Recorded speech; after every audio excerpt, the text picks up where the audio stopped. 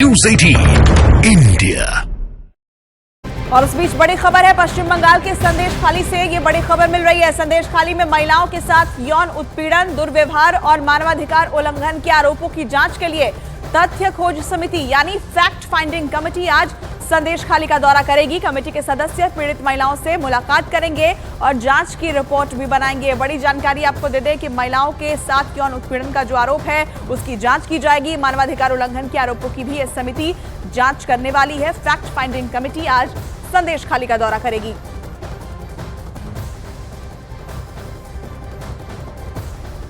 तो संदेश खाली में महिलाओं के साथ यौन उत्पीड़न और दुर्व्यवहार के आरोपों की जांच के लिए तथ्य खोज समिति आज पहुंच रही है और जांच की जाएगी। इस बीच बड़ी जानकारी आपको दें, बीजेपी नेता शुभेंदु अधिकारी ने संदेश खाली की घटना पर पश्चिम बंगाल की ममता सरकार पर बड़ा हमला बोला है। उन्होंने आरोप लगाया कि ममता सरकार शाहजहां शेख को गिरफ्तार नहीं करेगी, क्योंकि अगर शाहजहां शेख को पुलिस ने गिरफ्तार किया तो ममता बनर्जी बारासात और कई सीट चुनाव में हार जाएंगी। वोट बैंक की राजनीति की वजह से शाहजहां शेख को कभी गिरफ्तार नहीं किया जाएगा। शाहजहां शेख को ममता पुलिस नहीं अरेस्ट करेगी। वो वोट कंट्रोल करता है। शाहजहां अरेस्ट हो जाएगा तो बोसीराट सीट हार जाएगी टीएमसी।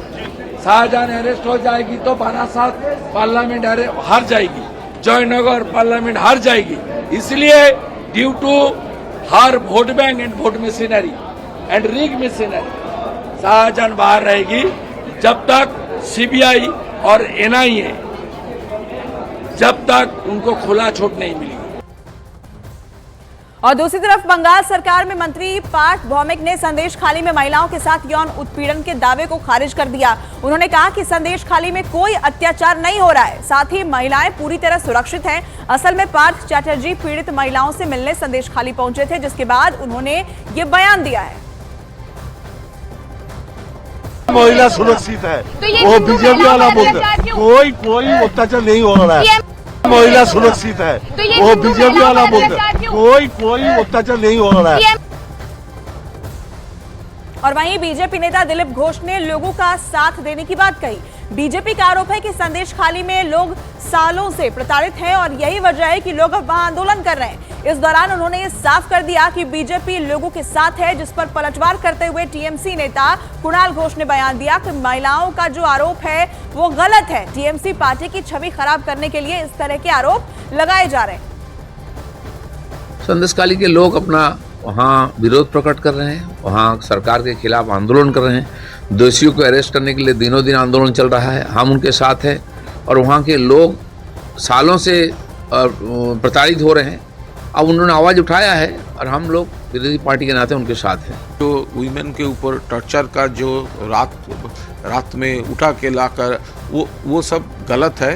वो मैलाइन करने के लिए वो सीपीएम और बीजेपी भाजपा वो कर रहे हैं।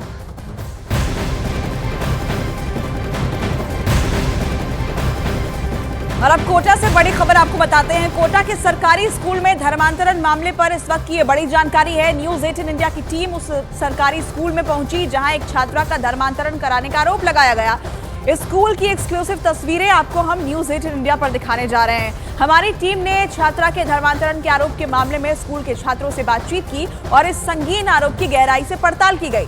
इस दौरान न्यूज 18 इंडिया के हाथ वो दस्तावेज भी लगे जो धर्मांतरण के संगीन आरोपों की पुष्टि करते नजर आ रहे हैं। जी हां, वो दस्तावेज जिसमें पीड़ित छात्रा का धर्म परिवर्तन कर दिया गया, वो भी न्यूज 18 इंडिया के कैमरे में कैद हुआ है।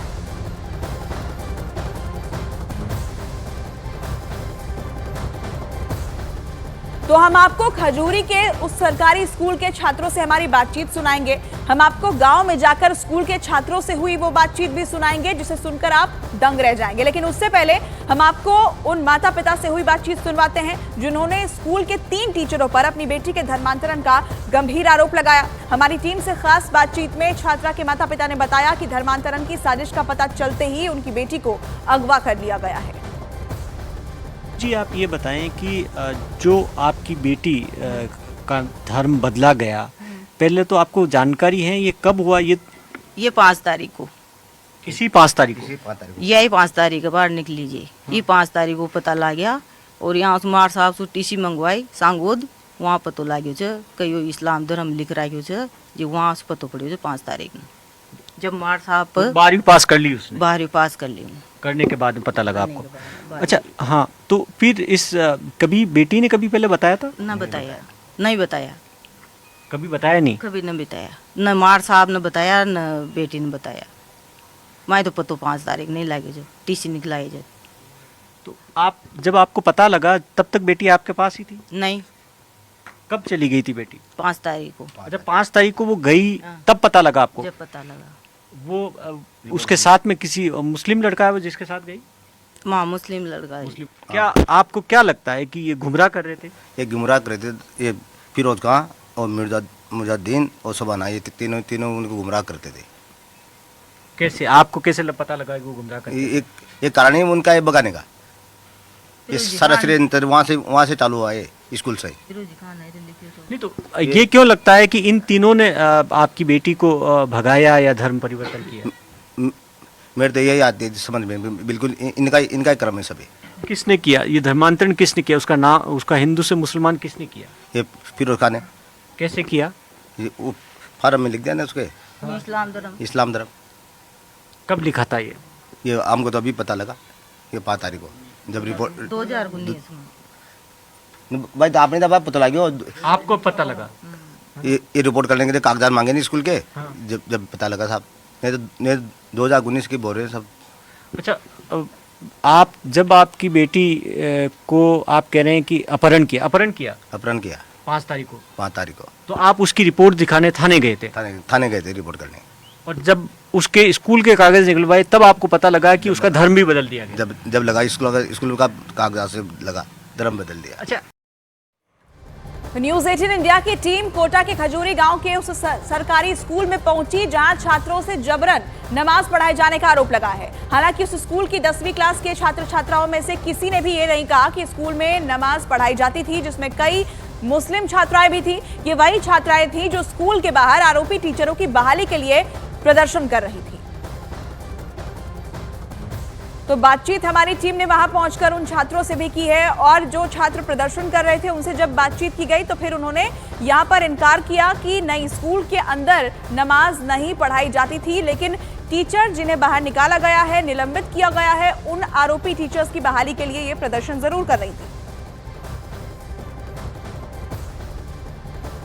एक का ट्रांसफर कर दिया गया। इस वक्त हम 11th और 10th क्लास के बच्चे हैं, यहाँ पर हैं स्कूल के अंदर, और आखिर विवाद क्या है पूरा बच्चों से समझने की कोशिश करेंगे।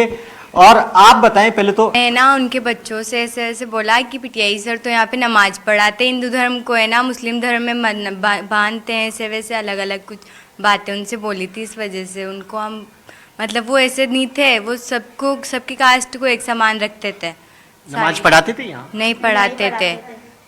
कहाँ पर पढ़ाते थे नमाज? बाहर या? नहीं पढ़ाते थे स्कूल में। स्कूल में नहीं पढ़ाते थे। स्कूल में नहीं पढ़ाते थे? नहीं पढ़ाते थे। अच्छा कितने बच्चे हैं जो बताएंगे एक बार हाथ ऊपर करके कि स्कूल में नमाज होती थी या नहीं होती थी? पहले नहीं वाले हाथ खड़े करो। कितने होते हो? नहीं। अच्छा अब नीचे करो। अब होती है? कितने बच्चे हैं? हाथ ऊपर करो। होती है? कोई ऐसा है जो स्कूल के अंदर नमाज होती थी? नहीं होती थी। अच्छा नमाज के लिए छुट्टी दी जाती थी? नहीं दी जाती थी। नहीं दी जाती थी। छुट्टी तो कहते हैं दी थी प्रिंसिपल।